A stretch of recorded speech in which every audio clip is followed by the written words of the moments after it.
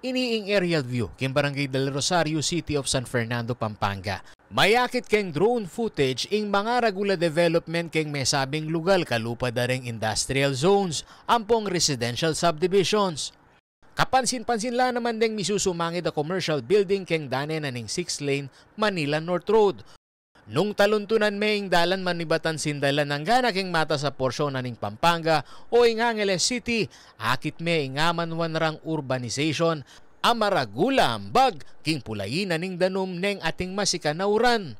Agpangking Department of Public Works and Highways Unified Project Management Office o DPWH UPMO, pablasang meging konkreto na laring keraklan kareng open space at paka-aspalto o semento no alus deng dalan. Ala na kanong sisip-sip keng danum, neng masika ning uran, anya may dagulingaw sandang surface runoff.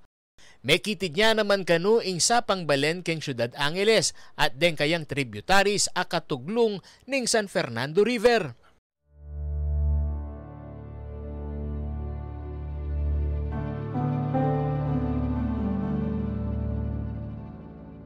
Anyareng manok nangang malapit keng sapa king Barangay Quebiawan, San Fernando. Asahan da na kanu ing maragula danum oras muran keng Angeles at keng aliwapang lugal king upstream areas.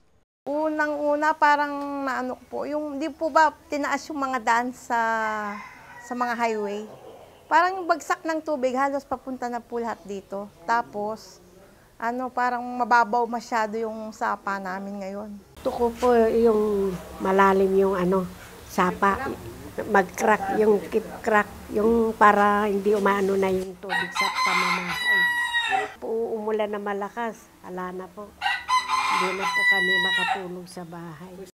Nga ng DPWH UPMO Project Manager Engineer Edgar Yao, dapat nung panigaralan pasibayo reng existing floodways keng San Fernando.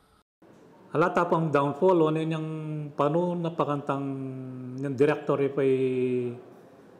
Director Surikis kanito. Miga kaiken miga proposal, although naman may finalize, miga interceptor channel. Somewhere king Telabastagan or ketang king Del Rosario.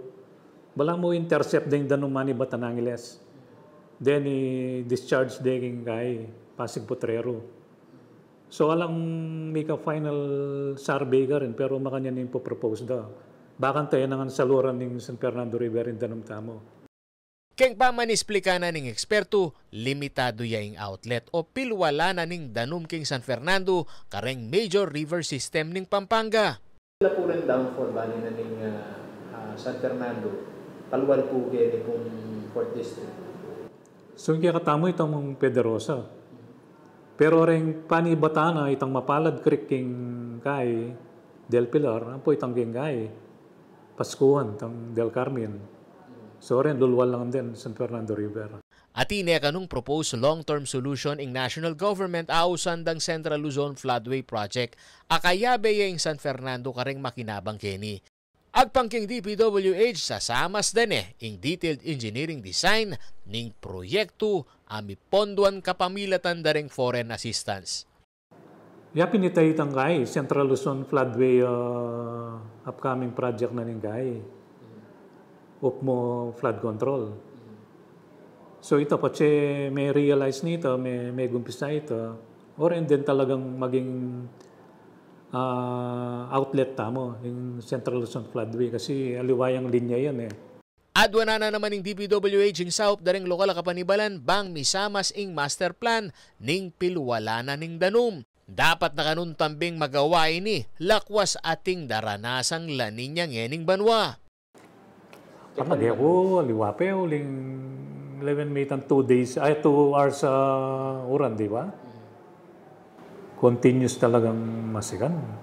Samantala, agpangking DPWH UPMO, cut-off channel king San Felipe River ing kailangan misamas ngeni. Uling angyang melinis lareni ketang minunang panahon, asahan pamurin kanung mikasiltation kareng major outfall ning San Fernando River. Pekikwana ning CLTV 36 News Team apasyalan ning mesabing ilog. At agpangkang San Felipe Barangay Captain Buboy Carrion, Pasahop na lang kareng mikaupaya, bangyang makulkuli ni Pasibayo, lakwas kakayari pamo, ing pamanuran at albog.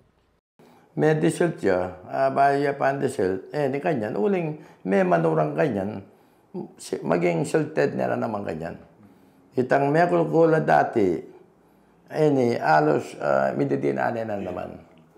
In cut-off channel, ang po yung San Fernando River, manibat kening Del Carmen, dapat every year magagawa yan, madidisil siya. Anya masisilted siya, uling ing sapa, magdala po tang magus siya, masikaninguran, itang balas kembabo, bandang norte, tukinan nindanom, manabo kening low kay Manabo, San Felipe. Ako yung kayong talasuyo ay Paulo G. Santos, ating pusong makabalan.